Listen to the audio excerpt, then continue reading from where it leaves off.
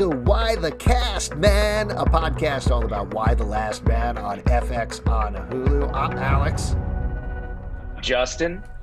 And as mentioned, we are going to be talking about Why the Last Man, specifically Season 1, Episode 2, Would the World Be Kind? Now, all 3 episodes dropped on day 1 on FX on Hulu, so chances are you've already watched ahead. But just in case not, we are going to be spoiling the episode. We're going to be jumping right into it and talking about it. So go watch it on Hulu, not on FX. It's not actually on FX. It's just FX on Hulu. It's like all Russian you got to find FX, situation. find Hulu. It's a little tricky. Yeah, it's a little dance you have to do. But you can figure we're it here out. for it. Exactly. We're smart. You're smart. Mm-hmm. He's smart. So before we get into, we will do some very mild recap for this episode before we talk about the big points, but I'm curious to hear from you, Justin. We were not in totally opposite directions about the first episode, but certainly you were much more positive and I was much more negative. And I think ultimately on some points we met in the middle on it, but how'd you feel now 2 episodes in? What's your impression? My positivity is increasing. I thought this episode was better than the pilot, and I like the pilot. Like I said, I think the character focus is really smart. This show is very smart about the way it shows us information. They don't over-explain things. I know we're going to talk about it, but an example like the little fob that 355 presses at the beginning. It's like, what is that? And then we find out it's sort of the tracker back with her secret headquarters of the Culper Ring part that she's a part of. And it's just like a cool little thing. And there's a lot of examples of that throughout the episode that I thought they're letting us find this story as they're presenting it. And the character stuff was good. Good reveals. I'm psyched. I'm getting more excited. And I'm curious about you. Are you joining me in the fun parade? Or are you going to go back to Downersville? I'm probably on the border of Downersville still today. I'm not fully... Here we go. Listen, I haven't put down stakes or anything like that. I'm not running for mayor of Downersville. But there are some promising things, I think, about this episode. Some big character moves. There's some nice things that happen. There's definitely, like you said, a faster pace. It's about 45 minutes long versus the hour long in the first episode. So I think that definitely just inherently helps it pick up a little bit more. But I still want to get out of the mode of post-apocalypse TV shows that I've seen before. Like, this is a different concept. This is not just a viral pandemic. This is not the world of The Walking Dead where people turn into zombies. This is half the population disappears, and we are starting to deal with some of those things, but it doesn't feel to me inherently different from a lot of those other shows that I've seen. That is, in essence, the main thing that's holding me back right now. Is it looks like a lot of shows I've seen before. It feels like a lot of shows I've seen before. So even if there's things that I liked about it, I wanted to show me something fresh and new. And there are parts of that. There are characters that are definitely popping a little bit more in this episode. And I think we're also past, in a good way, that tension that we talked about with the first episode of when are we going to get to the fireworks factory, of when are the men going to die. Here, we're past That's what I always think of as the fireworks factory. Yeah, you know what I'm talking about. The Simpsons thing where... the Simpsons thing where they're watching the Poochie. Yeah, for anybody who doesn't know, there's the Itchy and Poochie and Scratchy episode, and they're going to introduce this new character, Poochie, and Itchy and Scratchy keep driving and driving and driving and getting closer until Milhouse finally says, when are they going to get to the fireworks factory? And there's all these signs for the fireworks factory, which is the important part that I didn't actually mention. Right. So I think of that like... Even if you don't know that Simpsons reference, we can all still understand the fun of going to an explosives factory and enjoy ourselves there. Yeah. So it totally tracks the analogy. And I'll tell you what, I think the end of this episode gets to the fireworks factory. It gets to the thing that we kind of wanted to see. Can I talk about like a little bit of a spoiler from the comic book? It's not much of a spoiler because I think people are going to know what's going to come anyway. Is the majority of the book is not this post-apocalypse mode of like, God, what's going on in the world? What's happened? What are our lives like now? It's Yorick and 355 going on a road adventure. Like, that's the majority of the book, and it changes and it morphs from there, and there's a lot of things that get in their way. But this almost definitely comes from my expectation of the book, but that's what I want to see. I don't need to see the lead up. I need to see the fun of these two characters getting together and going on the road, and that's what we finally get a tease of here as they finally come together. So that makes me very excited for the next episode and where we're going to go in the show going forward. But There's been a lot of lead up to that point, I guess I'd say. Yeah, I agree, and I think FX on Hulu is smart Hmm. in that they've dropped these three episodes. I haven't yet watched the third one, so I can only assume that the pace that they're using throughout the second episode, I feel like we're going to get to the what you're asking for here is there the separation from this and The Walking Dead and whatever that you're maybe concerned about a little bit. I feel like we're getting that, and maybe by the end of the third episode, it's going to be at that place where it's like, here's the flag is in this show, and here's how it's different from all these other ones. Absolutely. Now, very quick recap since we are starting to get into some plot points here. In this episode, it picks up the day after, or actually immediately afterwards. Everybody's freaking out. Ultimately, as we expected here, Jennifer becomes the de facto president of the United States, a job that initially she seems very unsuited for, but I think by the end of the episode, she really seems to be stepping up into the role and making the hard decisions that come along with that title. Meanwhile, you got 355 revealing that she's with the thing called the Culver Ring, which is a secret society that works directly for the president. Culper? Culper, I believe. Culper, yes, you're right. She discovers that the rest of her ring probably is dead at this point, and she gets sent off in search of Hero, who is the president's daughter.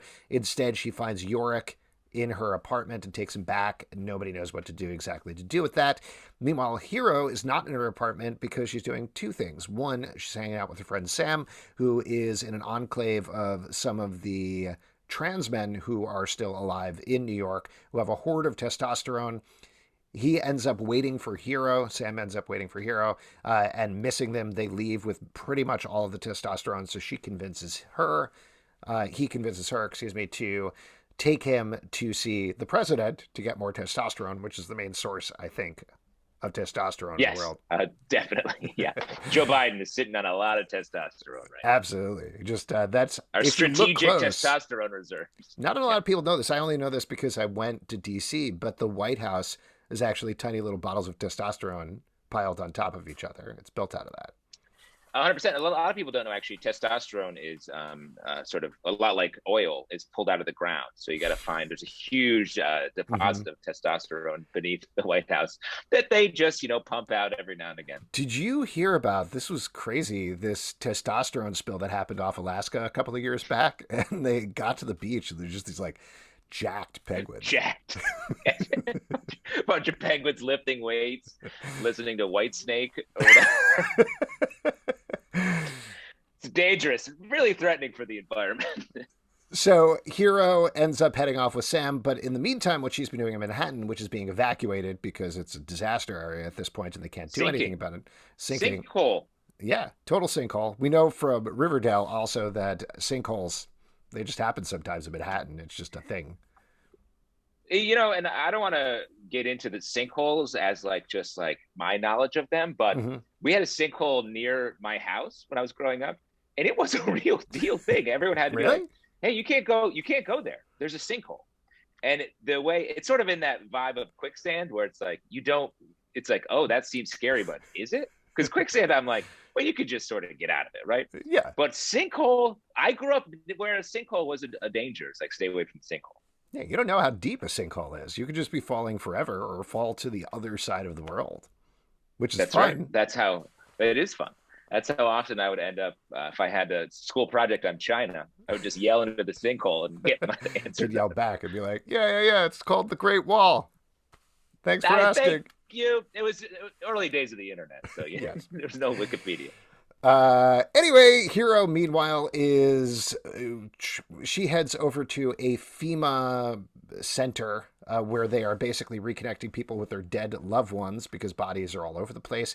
And she accidentally maybe bumps into the wife and child of the guy she was boinking in the ambulance, goes back, gets his ID. I was trying to not curse there.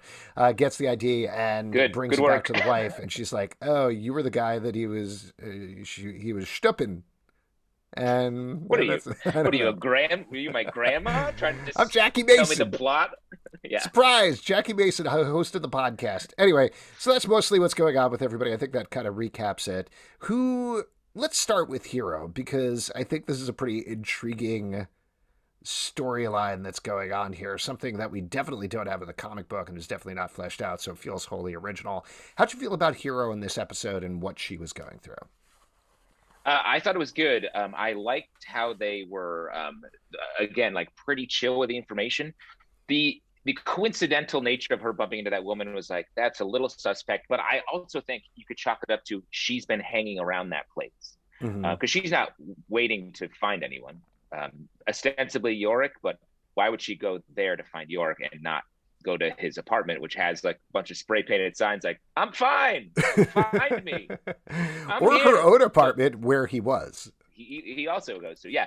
So I do think she was there looking for that woman, out of the guilt that she's feeling from straight up murdering the dude by accident, right, coincidentally right before all men were murdered by germs. uh, and that scene I liked. It was played cool. And then I especially liked the bit afterwards where the woman is like, thank you, at least I wasn't crazy. Like Mm-hmm. that's such a smart way to play that, I thought. And then the Hero and Sam stuff I also thought was great. Like really, the way Sam was talking about, like, I finally had this place in New York where I felt like I could just be, and now that's all gone. And I thought that was just like a very sharp take on what this would be. It's something that has been added since the comic book days.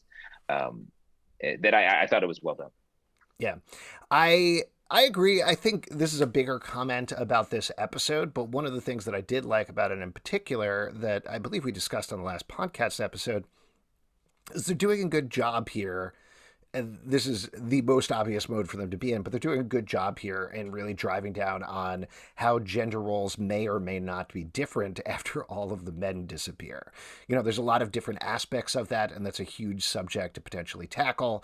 We'll obviously see in the long term how successful they are or not, but there are little things there that I do think really work, like the moment that you're pointing out with Hero reconnecting with the woman that she was not cheating on, but with her husband on Cheating around.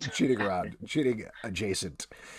And that with the men gone, it doesn't matter anymore. You Yeah. have to move past it. Another way, and this is jumping into another storyline, again, not particularly subtle, but the nice note of having the first episode Jennifer criticize her assistant's appearance and be like, you have chipped nails, you can't have chipped nails, we have to look perfect every moment.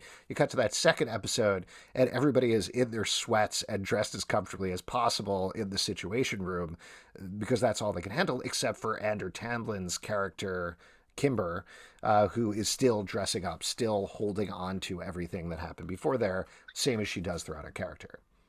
Yeah, and like it's a good use of like telling that visual story with like getting dressed with a zipper that you have to have someone else zip up, which I thought was a great little like. Remember, she's the kind of person that Mm-hmm. would have her husband zip her in and out of her outfits. I thought it was cool. Now she's struggling with it, and then to have her go to the president to try to make sure the sperm bank is getting power, I thought was another like looking backwards when everyone else is like, "Hey, we need to survive now, and then we can worry about moving forward." But she's right in some ways. Mm-hmm. Like she is thinking about a specific thing that Well, I'm I was going to sure. say, in particular, even though she is clearly not the good guy character on this show, they're not even Yeah, trying to paint her that way, that she's arguably thinking even farther forward than anybody else. Because yeah, once they hopefully get past this disaster, how do they repopulate the world if they're managed to figure out what caused this virus, if it is a virus, if they're managed to keep men alive going forward, if they are to be born? Like, that's months, years down the road potentially, but that is something that needs to be done. And if there is zero sperm available, that's just not going to happen. Like, not. There's also the thing that they don't necessarily address here of the same thing happened to all the animals. So is there, a pig sperm bank somewhere that they got to get some power to as well? That's what I want to see addressed in episode 3. yeah. The part of Charlotte's Web where Wilbur was really focused on getting the sperm into the sperm bank was always, as a kid, I was like, what is this pig sperm Yeah. bank they keep referencing What is he spelling, mommy? I would ask. Make a deposit in the sperm bank, Charlotte. Why are you What are you? driving this Whoa, pig? this is for kids. That's the thing. People don't think about this, but those books we read for kids, they have a lot of real raunchy stuff in them. 100%. And back in the day, we used to expose kids to that stuff, and now we're like Peppa Pig rarely talks about going to the sperm bank. You know what I think it is? Show. I think it's cancel culture, to be honest with you. It's cancel culture. Wow. Yeah, we've erased pig sperm banks from our culture. It's crazy. I can't even remember the last time I've talked about. Listen, we started being really understanding about gender about 5 minutes ago, and now we've got wildly out of control, and that's fine. It's podcast. That's what we do. Yeah.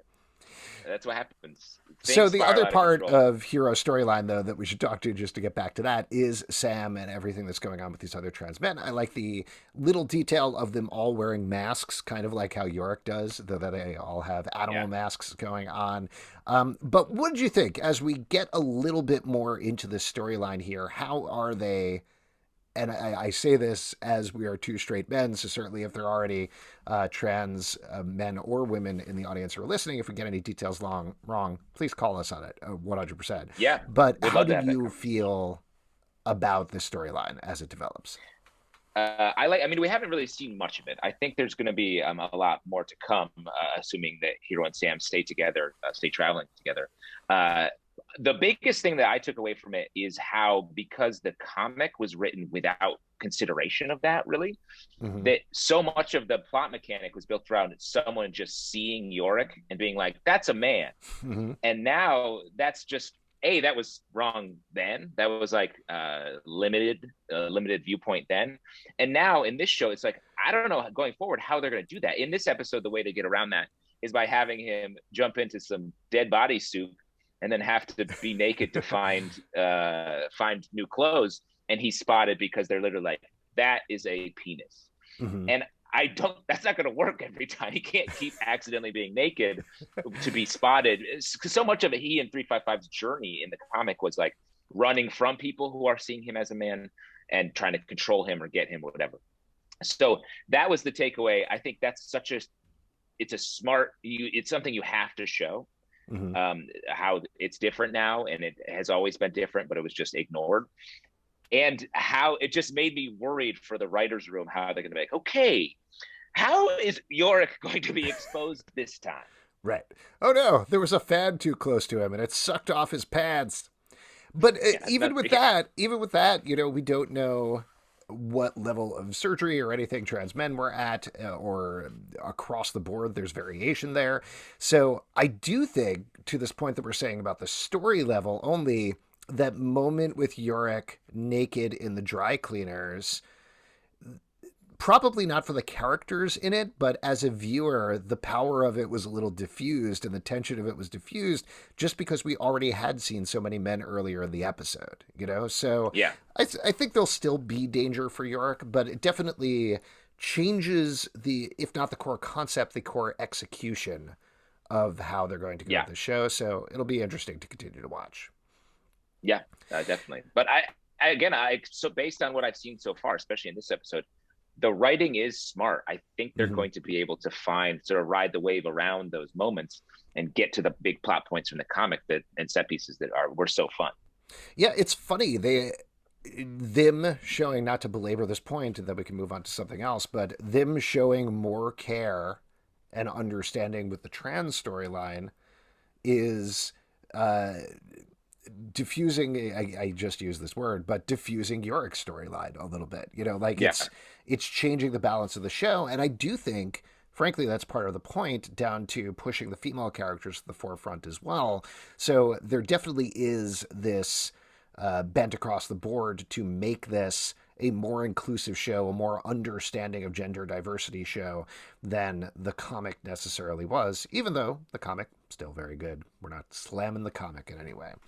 No. Who else do we need to talk about? We touched on the situation in Washington a little bit. Very happy to see some resource management going on. My favorite thing. So I was very excited about that.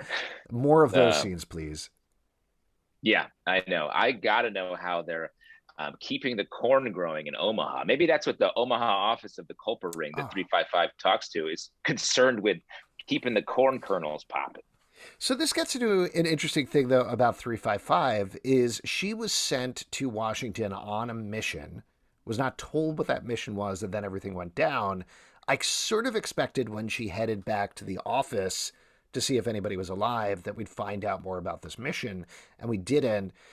Is this something that we're potentially going to find out more about going down the road, or did the end of the world just stop that and throw that storyline to the wayside?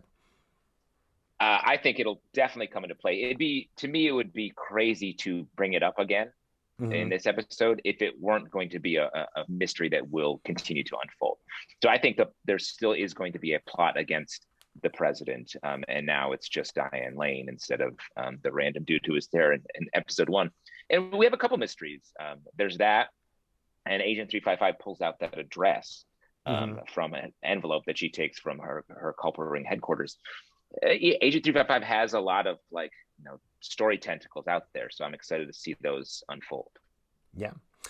355 continues to be my absolute favorite part of the show, to be frank. Yeah, she is it's great. killing it. Her storylines are so interesting. By default, I'm talking about the resource management, which I know is very particular to me, but I realize West Wing and the post-apocalypse is maybe not quite as interesting as spy stuff, just on an inherent level. And she gets the best storylines, the most fun, at least in these first two episodes, but she's also killing it and completely crushing the way the character is from the comic book. So very excited to see her going forward and also interacting with Yorick, who, as we get to spend a lot more time with him this episode, going through what you call the dead body soup, he is a quipster. He's a nonstop, just joking machine, even in the middle of the direst circumstances. And that's going to be interesting to see the two of them clash. Well, and I think they need each other. This show needs them to be together, because watching Yorick in this episode, I was like, Jesus, this guy, he's like sitting on the subway platform, looking at old videos of his ex next to has to be one of the stinkiest, messiest, grossest things in the world, waiting for his monkey to swim home. That's a low point for a guy. That's a low point for anyone. Yeah. So he needs, and all the joking he's doing while he's got a gun pointed at him, naked and full of subway stink. I do think he and 355, I'm really hoping when we actually get to see them together, we'll have this interplay where they can really play off each other, and the show can elevate toward that relationship. Yeah. Last one that I wanted to talk about, and I know we touched on it before, but Amber Tamblin's Kimber.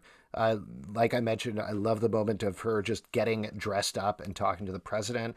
But I also think this is a really interesting thing to throw in here that I also am nervous about, like we talked about on the first episode of the podcast, but having somebody who is holding on to politics as usual in the middle of the post-apocalypse, that's definitely something you see in zombie movies, mind you. There's somebody who's like, no, we got to go back to the old ways. And that's sort of her position here. But it's a very different bent because she is Meg McCain going in and doing this. So it gives it a little bit of a different flavor, at least. I don't know that I want to see still conservative versus liberal politics in the middle of all of everything that's going on here. But at the very least, she's playing the heck out of it. And the way that she tentatively approaches the president, but is completely out of her depth when she's talking to Jennifer, was a really interesting scene to watch. Well, and even here, I think they are doing a good job of moving past just that our politics paradigm. Like the scene before leading up to her visiting the president when she is seeing kids playing. And you could tell that she personally just wants that. And that's what's driving her toward making sure that they're preserving the sperm banks. So like I saw this through the character lens, and I thought it was nice. And then sort of on the other side, we get her mom who shows up and wants to drink with the president. And she's like, sort of has the opposite side of what Kimber is talking about. She's like, I just want to bury my son and then drink myself to death. So can we just do that? And the president's like, that's sort of a low priority here. She's like given up on everything and just wants to let it all fall away. So I hope we get to keep these characters, because I think their voices in Diane Lane, President Brown's ear, will be an interesting sort of circle to see play out. On the other hand, we get somebody who is not brought into her inner circle this episode, who I'm even blanking on the name of the character, but the lady with the red hair shows up at the gate and is like, hey, let me in. And they're like, nope. And that's pretty much it for her. Yeah. What is going on with her character right now? Why is she here in this show? I don't know. I think based on her being pissed that she's not in the circle, I feel like she's going to be potentially a rival for President Brown. And someone who's going to, when she does finally get, I'm assuming she will get to the center of things, is going to be a problem, I think. She has big, what was her name from The Boys? Ashley? Ashley, the assistant. The assistant. She has big Ashley, the assistant energy from The Boys. If you're not watching that show, another great show, sort of in this world. So I'm curious to see. I like that we just saw her for this little bit. She's another sort of mystery piece that I think I don't know. It's also weird to me though that they wouldn't bring her in. You had figured you want all hands on deck, right? And as far as I can tell, she was the chief of staff, probably to the last president. Yes. So why would they be like, nah, not interested. We don't need you. You seem incapable. That's crazy. There's no reason for it whatsoever.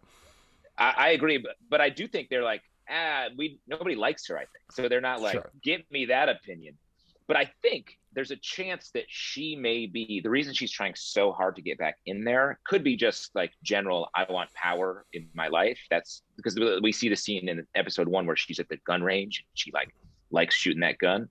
So I do think there's something there, but it makes me think she may be part of the attempt on the president's life that 355 was brought in to deal with.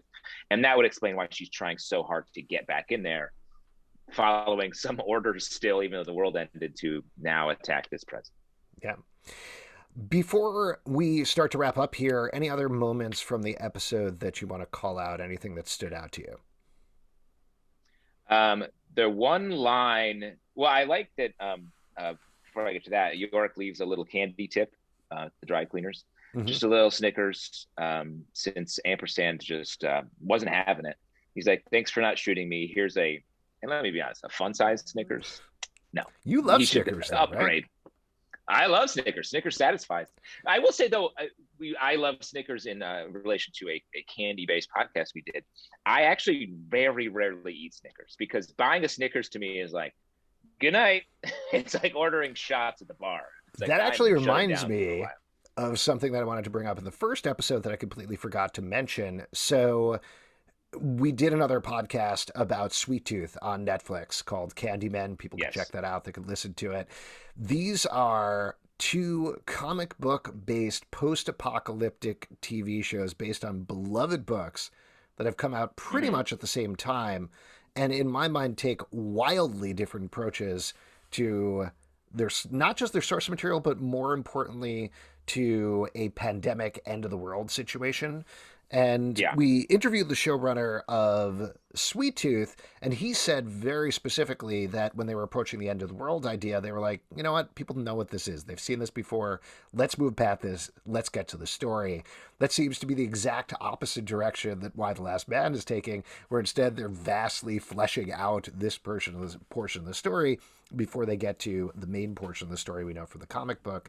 So it's just interesting. I mean, obviously we have a difference of opinion here in terms of how the show is hitting us, but maybe this is why I prefer something like a Sweet Tooth better, because it gets past that and it just uses it as part of the tapestry of what's going on in the show, versus here in Why the Last Man, it's the most important thing right now. Well, but I would argue that's because of the very different premises of the show. Like Sweet Tooth is built around an apocalypse happens, and then we are dealing with the aftermath. It was less important what caused the apocalypse and how shit got figured out. It was just like, everything's bad. Now let's follow the story. When I think Why the Last Man, at least in these first 2 episodes, it's sort of like, what would happen if, if half the population died? And then you get the gender line across that as well. I do think we need to deal with that. Like, it's interesting to be like, oh, what would happen? Like there was 8 days where shit got bad. And then by day 63, it's like, hey, phones are working. So things are doing all right.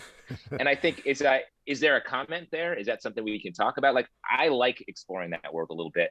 And it does feel different than The Walking Dead. It feels a little cooler, a little smarter in the way they're telling the stories, when The Walking Dead was like, they're dead. Look at this. It's all dead. And it's like, this is a little bit more, because we're not dwelling on the horror of it too much. It's more about sort of how other than the bodysuit, but that's more of a fun moment. That's honestly New York City.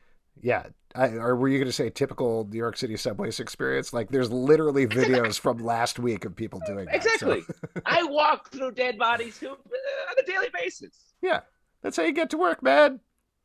In the winter, we all have dead body soup for lunch when we're working in the city. I like to go It warms downtown. you There's a up. really nice place that makes some dead body ramen real good. Very good. Dead body chowder is a little heavy for my taste, but summertime, dead body gazpacho, very refreshing. Could not agree more. Before we wrap up here, oh, did you have Oh more wait, moments? Yeah.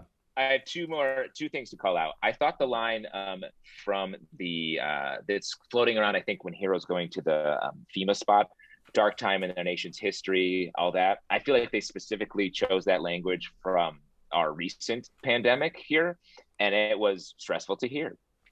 But it felt a little deliberate, sort of a little bit of a trigger there. And then one other thing I wanted to call out as like, interesting. We see when Yorick's in the laundromat or in the dry cleaners, that he's got the ring hanging from his neck, and I feel like that was deliberate. And I'm curious what this ring, the value of the ring. This is the wedding ring that he was going to engagement ring that he was going to give to Beth. I'm curious if that is a factor in this television show. I agree. It'll be interesting to track. Okay, let's get to our final section here, which is Who's the Man? Who's the man in this episode? Yes. Justin? I think you should go first. I should go first? Because I know what you're going to say, so I wanted to give you the option to say it this time. No. You don't know what I'm going to say. I'm going to say Hero, actually, was the man in this episode. Yeah, I thought she was really good. I was interested watching her storyline. I think the acting was interesting, and I'm curious to see what happens with this character because, again, we didn't get to see quite as much of her in the comic book, so it does feel very fresh and new. Justin, what about you? Wow, you really caught me off guard with I've that changed. Answer. You have changed, because I was going to say Hero, and I think, though, I want to throw it out to Kimber, to Amber Tamblin's character, because it's a very small little moment here. But I do think it was played well and played smartly, and I like the idea that this character is not just going to be a Meghan McCain placeholder, and will have a little bit more depth and maybe more to contribute than just like, I think we should be conservative here.